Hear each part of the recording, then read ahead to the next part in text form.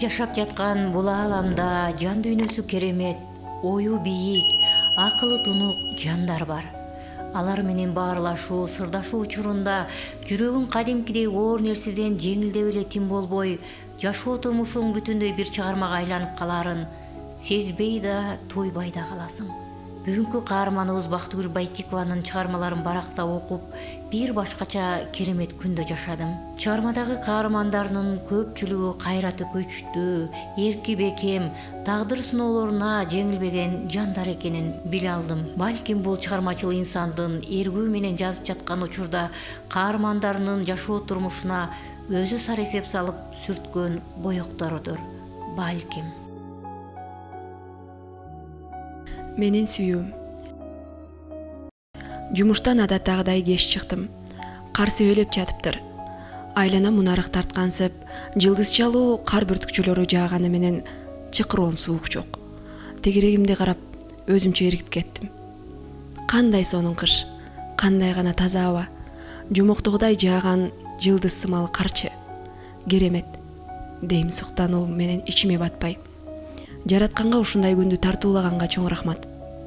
Кыйкырып, бала кездегидей карды ары-бери шилеп ыргытып ойногум келди. Бирок кайдан? Жерден үлпүлдөгөн жумшак карды алдым да аяры тоголоктоп жыттадым. Укмуш. Мурда сезген эмес экенмин. Таптаза тоонун абасындай. Кар колумда суу болуп ери баштады. Аны аялдамага барганга чейин эрмектеп, кыш мезгилине таасирленип, ыраазы болуп кетип бараттым. Колумда кар эрип жок болуп кетти. Эми гана үйгө кетчү кичи маршруттук унааны күтүп турдум. Аялдамада эл жык чыйма. Көбү жумуштан кайткандар, айрымдары базардан соода кылып чыгышкандыр. Арасында мектептен чыккан өспүрүм балдар да бар. Шаардын кажы кужусу жааган карга шаң бергендей.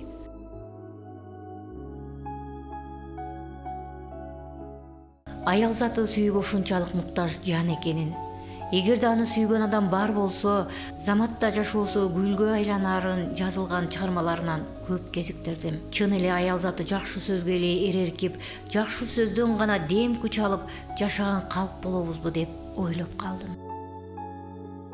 Аял заты ушунчалык бир мындай карасаңыздар, назик дагы, андан кийин акылдуу дагы, андан кийин мээримдүү дагы зат экен. Жараткан аял затты эч нерседен кем кылбаптыр да. Анан ошондуктан дагы эркекке эриш аркак кылып, аны дайыма колдоочу катары, үйүндө дайыма бир жылуулукту сактоочу кут катары бир деп айтсак болот. Мына ошодон дагы улам мен аял заты чын эле жакшы сөздүн кулу экен да. Аял затына ошо гүлгө кандай мамиле жасасаң, ошол сыяктуу мамиле жасаш керек экен да. Айрым бир учурда аялдар дайыма эле өксүк болуп калышат да. Аял заты мындай жакшы сөздү укпайт. Эми бул турмушумда аябай көп мындай мисалдар болду. Мына карап турсаң, жаңы баш кошкон жубайлар башында караңыздар, ошол келин кандай ачылат, демек ал жубайынын ошол баш кошкон жарынын жакшы сөздөрүн угуп, ошончолук эреркеп мындай жашоого болгон үмүттөрү башкача болот. Анан бир канча жыл өткөндөн кийин эле ошол эле аял заты башкача бир түскө келип калган болот да. Демек турмуштун соккусу, бирок мына ушул турмуштун соккусунда дагы аял затка дагы дем берип, күч берип, ага жакшы сөз айта турган мына ошол жары болот. Бир гана жардан күтпөш керек сөздү. Ал ошол кайсы үй бүлөдө болбосун, ошол тегерегиндеги адамдар дагы аял затына жакшы сөздөрдү айтса, ошол аял заты ошол жердеги баардык нерсени гүлдөтөт да, мындайча айткандачы. Ал мейли ашканада болобу, мейли жумушта болобу, мейли ал балдары менен болобу, мына ошол жерде аял заты гүлгө айланат. Ал гүлдөп турган жерде сөзсүз түрдө тынчтык, гармония болот эмеспи? Чыгармачылыкта аял дүйнөсүн ачыктап жазуу ар кимдин эле колунан келе бербейт. Аял сыры, аялдын сүйүүгө болгон муктаждыгы, аялдын жүрөгүнө батпаган сезимдери качан гана болбосун купуя жазылып, кээде ошол сырлар ачыкталбаганы үчүн көп аялдар бактылуу боло албай келет.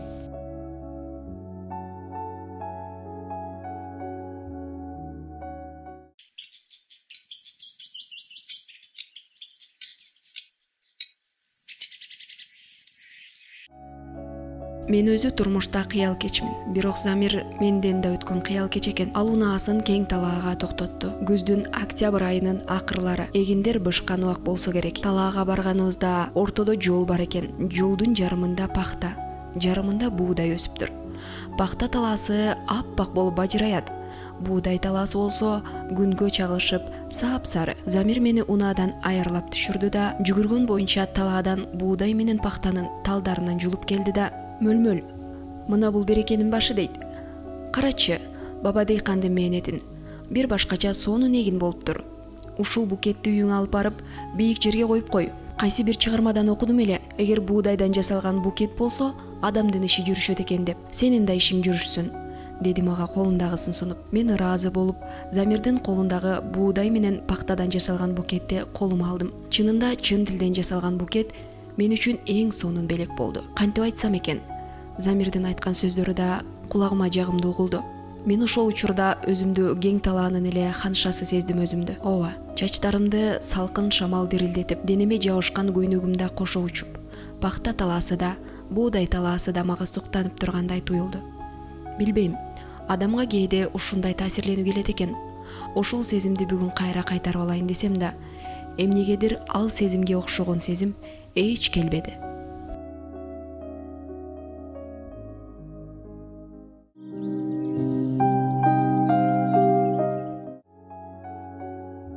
Бүгүнкү каарманым менен баарлашып олтуруп, толку аккан дарыя суусуна жүзүмдү чайкагандай болдум.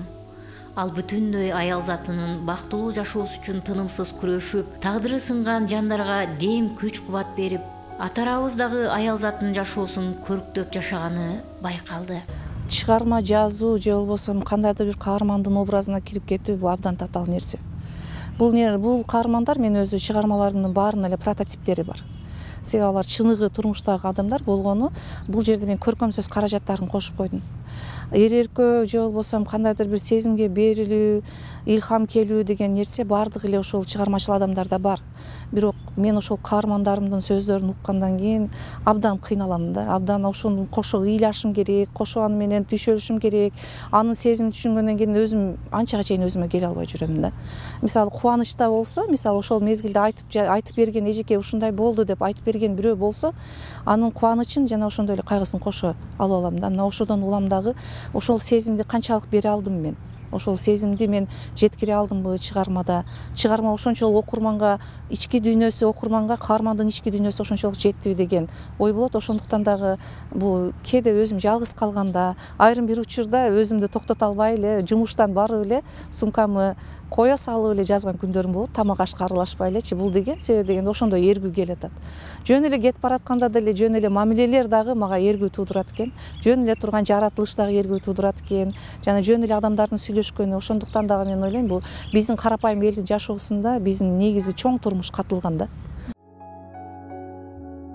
Маектешүү учурунда каармандарыңыздын тагдыры кандай гана болбосун бактылуу аяктайт экен.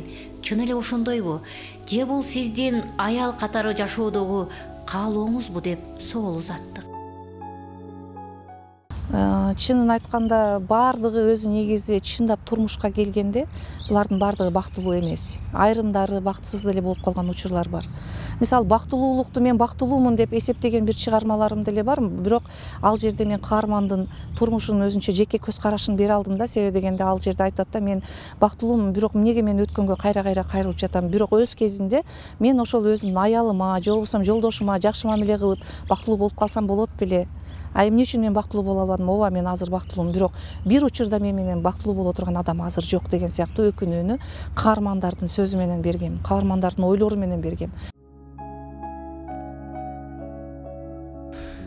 Билесиз да, Дайреке, келин балаңызды көргөнсүз да, ушундай жароокер, татына аялым бар экенин ошондо билген эмес экенмин. Ушундай тагдыр күтөм деп эч ойлободум эле. Кадырына жетпедим. Ичтим, чектим, арасында сөктүм. Кээде колумда тийчү. Азыр ойлосом, байкушум капа болгондой болгону менен эртең менен жаркылдап күлүп, кыздарына чайын берип, сыр бербей мени менен жумушка жөнөчү. Ашыкча камкор эле. Дайреке, качан келсем ысык тамагым даяр. Кийимим үтүктөлүү, таза. Бейкапар жүрдүм.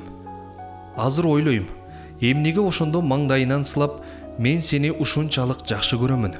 Сенсиз жашай албаймын деп айтпадым. көз өткөндөн кийин элесине, арбагына гана жалынып, ушул сөздү канча кайталадым. Жансыз элеске жалбарып, аны кандай жакшы көрөрүмдү айтып ыйладым. Бүгүн жайына барып, бүт дүйнөм аңтар теңтер болуп, башымдан экөөбүздүн жашообуз бир сыйра кино тасманын лентасындай чуурулуп өттү. Өзү негизи жараткандын адамзатка берген белеги бул сүйүү болуп эсептелет да. Сүйүү деген сөздү бул мындай мен үчүн бир керемет сөз булчу. Ооба, чындыгында эле мен жанымда колдогон жолдошум дайыма мени мындай сүйөмөлөп, ар кандай мамилелер менен мени ошо сүйгөндүгү менен өзүн даңазалайт да. Сүйүү деген менин оюмча бир таза, бир эч кандай бир кол тийгис нерсе, бирок ошону биз баалай алып атабызбы деген сыяктуу. Өзүмдүн жолдошум жөнүндө айта турган болсом, жолдошум дайыма чыгармачылыгымды, дайыма кандайдыр бир иштерим болсо дайыма колдоо кылат. Мейли илим жаатында болобу, мейли бала окутуу жаатында болобу, мейли китеп жазуу жаатында болобу, дайыма колдоо көрсөткөн адам да. Мына ошонун баардыгын мен сүйүү деп эсептейм. Кайсы учур болбосун, ошол мага дем берип, ошол кайсы бир учурда аны мени көтөрмөлөгөнү бул абдан чоң бир сүйүү болуп эсептелет. Айта кетчү нерсе, ошол сүйүүнүн артынан жолдошумду ошончолук жакшы көргөнүмдөнбү, же болбосо жолдошум мага кылган мамилелериненби, мен ушунчалык ошол үй бүлөдө өзүмдүн ордумду таптым. Себеби дегенде мен чыгармачылыгымды кайын журтум да аябай баалап, аябай мындай көтөрмөлөштү. Айрыкча кайненем, апам ушу менин чыгармаларымды окуп, ошого ээргип, ага сын айтып, ушундай айткандыгы үчүн кайра чыгарма жазгым келчү да. Мына ушул дагы сүйүү болуп эсептелет. Анан жада калса мына окуганымда сен окушуң керек деп, улуу баламды багып, сен окубасаң болбойт, сен билимиңди өркүндөтүшүң керек деп, мына ошондой мага колдоо көрсөткөн да. Качан болсо чыгармачылыгыма, качан болсо ушул илимиме дайыма жакшы көз карашта, түз көз карашта болду. Демек мына ошондой жерде сөзсүз түрдө сүйүү болот да. Сүйүүнү бул бирөөгө карата эле, эркек менен аялдын эле сүйүүсү эмес. Бул жерде жаныңдагы тегерегиңдегилердин сүйүүсү дагы. Ошон үчүн дагы адам жадырап, жайнап, баардык тилеги тегиз жүрсө керек. Албетте адамга кыйынчылык келет, башка келет, бирок ошол учурда дагы ошол адамдардын сага кылган мамилеси, сүйүүсү ошол кыйынчылыктан чыгып кеткенге мындай түрткү берет да. Ошо жолдошумдун мага кылган мамилесинен, сүйүүсүнөн, анан экөөбүздүн жакшы мамилебизден мен бир тууган сиңдим, кайра эле бир тууган кайнеме турмушка чыкканда, ошо бир үй бүлөдө эки бир тууган келинбиз. Күндөгүдөй эле жумушка баратып, көзгүнүн алдында турган эски кутуга көзүм түштү. Бул кутуну бул жакка келеримде үйдө балалыгымды эсетип турсун деп ала келген элем. Шашып жатсам да ичин бир ачып көрүүнү туура көрүп, ача салдым. Кутунун ичинде атам, апам, бир туугандарым менен үйдө түшкөн сүрөттөр экен. Бир сыйра алар менен болгон көз ирмемдер көз алдыма тартыла түштү. Сүрөттөрдүн арасында дагы бир сүрөт бар эле. Ооба, ал сүрөт жүрөгүмдү азектеп, элеси эч качан эсимден кетпеген кыз жибектин сүрөтү. Эмнегедир жүрөгүм зырп дей түштү. Эх, кыз жибек, кайда жүрөсүң? Сенин элесиң бүт дүйнөмө орноп, канча жыл көрүшпөсөк да мени менен эле жүрөт. Сенин күлгөнүң, сүйлөгөнүң, апакай жүзүң, солкулдаган денең бүгүн да көз алдымда, дедим оюмда. Кыз жибек экөөбүздүн мамилебиз да жөн гана бир чырт үзүлүп, менин көңүлүмдү сууткудай абалга алып келген.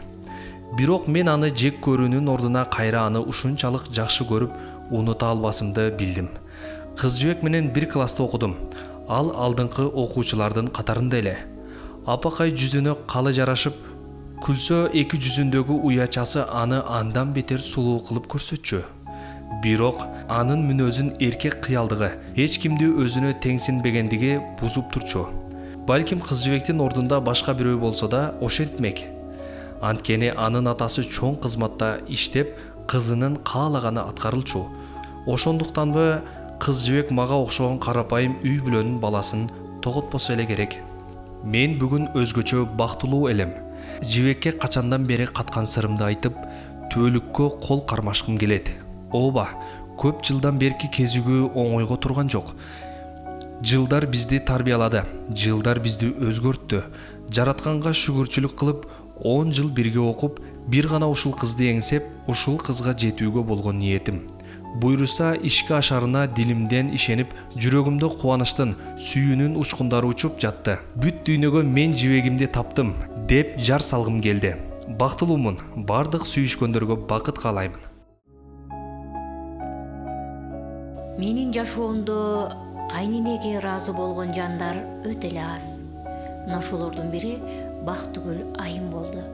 Ал өмүрлүк жарын ак жууп, ак тарап өстүргөн эне жөнүндө сүйлөп жатып, көздөрүнө кадимкидей жаш алды. Бул анын адамдык сапатынын өтө бийик экенинен кабар берген дагы бир далил. Кандай десем, өзүмдүн апам ушу 18 жыл бою тарбиялаган болсо, ошо апам, кайненем мени өмүр бою тарбиялады да. Өмүр бою тарбиялады. Кайненемдин өткөнү чынын айтканда азыр деле көзүмө жаш келет. Мени чоң жолго, турмушка тарбиялады да. Качан болсо өзү дагы, мисалы кайненелер апасына, балким апасына мындай кандай десем, кандай кылган мамиле, апасы катары мамиле кылганда келинине жакшы көрөм деген сөздөрдү балким айтпашы мүмкүн да. Бирок менин апам ушу келгенде мен сени 2 күндөн бери күтүп жүрдүм, мен сени түшүмдө көрүп жүрдүм, мен сени күттүм эле деген сыяктуу сөздөрдү, мен сени жакшы көрөм деген сөздөрдү эч качан аянган эмес да менден. Анан бирок ошого жараша колумдан келишинче ошол апамды караганга аракет жасайт элем. Колуман келишинче караганга аракет жасайт элем. Колуман келишинче бап эстегенге аракет жасайт элем. Балким ошодон дагы батасын берип, анан бирок анын ушундай каза болуп калгандыгы ооруп баарыбызга катуу тийди да. Ошо сиңдиме деле, себеби баардык келиндерди бирдей карап, бизде мисалы үчүн абысын эле, башка эле деген мамиле жок да. Бул деген ошол үйдүн очогу, ошол кайненемдин, апамдан көз каранды да, себеби ошол баардыгын тегиз карап, баарына жакшы мамиле жасап.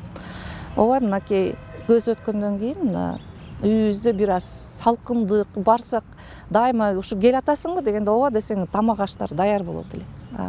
Азыр барганда баары ошол балким жасап жаткандыр бизге абысындар тамак аштарды, бирок ошол дам, ошол колдор кандай жүрөсүң деген сөздөр баары жетишсиз экен. Бул биз өзү негизи мындай үй бүлөгө, кайын журтка дагы мындай бир ошол боюнча сиңип кетишибиз керек да. Ошондо гана сен ошол жерде ордуңду табасың. Кайнене деген кайнене эмес экен өзүчү. Негизи мен дайыма эле жаш кыздарга айтам, кайненеге кайнене болбош үчүн сен өзүң биринчи келиндик кызматты аркага ыргытып жибер.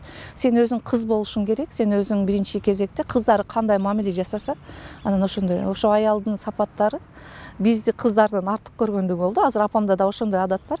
Кээде айтам да, мына келиндер кылбайбы мынаны десең, силер кылып кетергиле, ана келиндер кийин кылат деп коет да. Мына ошол сыяктуу биринчи кезекте бизди ордуна койду. Себеби кайненем өтө өктөм аял эле, акылдуу аял эле.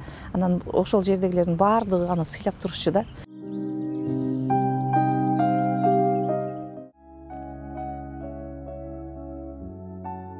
Адам өз жашоосунда бактылуу боло алганда гана башкаларды бактылуу кыла алары бул чындык. Бирге жүргөн курбулары, кош иштеген кесиптештери Бактыгүл айымдын мээримдүү көздөрүнөн кубат алып, анын шаңдуу күлкүсүнүн деми менен бул жашоону сулуу, кооз көрүп, Бактыгүл айымдан бактылуу болуп жашоонун сырларын үйрөнгөндөрүн айтышты.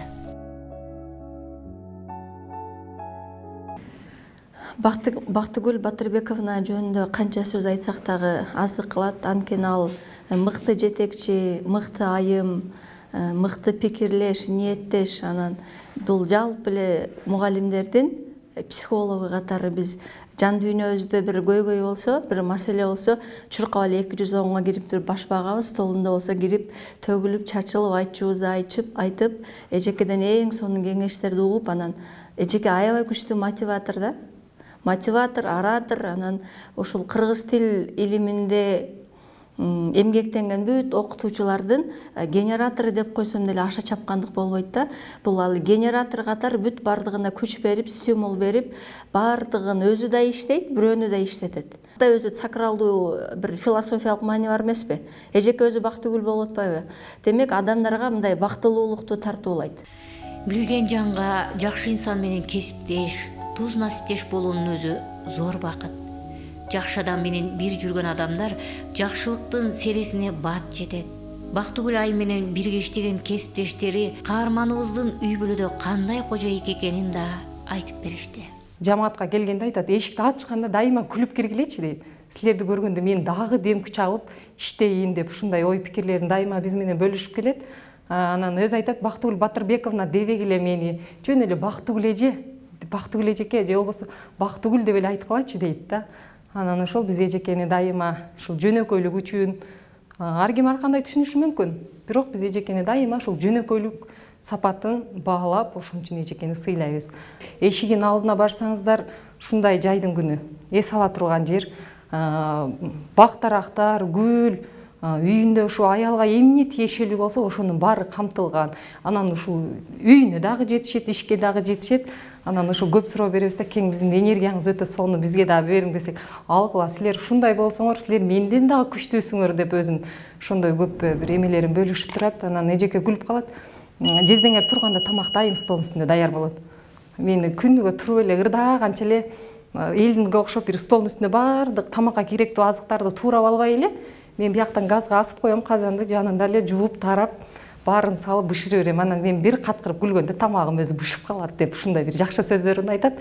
Эжекеде бир энергия, аял затына тиешелүү сонун сапаттар бар. Кимдин ким экенин достору далилдеп, кимдин жашоодогу орду канчалык экенин көп учурда достор айгинелейт. Досторсуз бул жашоонун мааниси, маңызы да болбойт эмеспи? Ошондуктан бүгүнкү каарманыбыздын биз билген 1-2 гана досу менен пикирлешүүнү туура көрдүк. Бактыгүл менин жакшы көргөн, урматтап сыйлаган кесиптеш курбум. Бактыгүл жөнүндө эмне айтабыз? Эми Бактыгүл турмуштагы нерселерден оң жана терс жагын терең караган, карап өзүнүн реалдуу көз карашын билдирген асыл адамдардын бири да. Бактыгүл педагог катары карасак, бул студенттерди гана окутуп, тим болбостон ар дайым канткенде билим берүү тармагын алдыга жылдырабыз деген суроонун үстүндө, көйгөйдүн үстүндө ойлонуп, түйшөлүп, анан ошол боюнча азыркы күндө Баткен областына караштуу Лейлектеги номер 3 эксперименталдык мектеп гимназиясынын директору, педагог илимдердин кандидаты Гапыр Мадаминовдун энелер мектебин мына Кыргызстандагы билим берүү тармактарына, мектептерге жайылтуу боюнча дагы көмөк көрсөтүп жүрөт. Андан сырткары Бактыгүлдүн дагы чыгармачылык иштери бар. Бир нече чыгармалардын Менин сүйүүм, Тагдыр тамашасы, Боорукер жөргөмүш деген чыгармалары бар. Бул чыгармаларын коомчулукта, соц тармактарда күтүп жүрүп окуган өзүнүн окурмандары бар. Андан сырткары бир нече китептердин редактору. Бактыгүл бир тынч отуруп баган адамда өтө эмгекти сүйгөн, эмгекчил, тынымсыз өзүнүн үстүнөн да иштеп турат. Коллективдин арасында да, студенттердин арасында дагы ушундай тынбаган эмгегинин, жогорку адамгерчилик жасаган сапаттарынын артынан сүймөнчүлүккө ээ болуп, кадыр-баркка ээ болуп келет.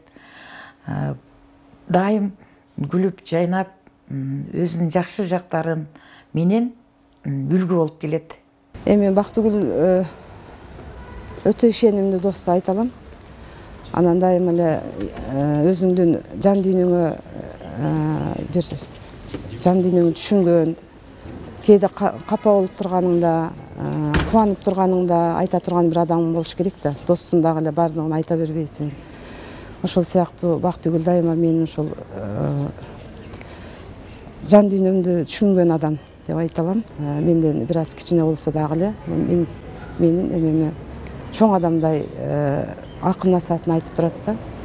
Аны дайыма түшүнөм, ал мени түшүнөт. Анан кубанычка толуп турган кезде аны менен бөлүшөм дайыма. Анан үй бүлөсүндө бул өтө мээримдүү чоң эне, өздөрүнүн неберелерин эркелетип, неберелерине дайыма сыймыктанат.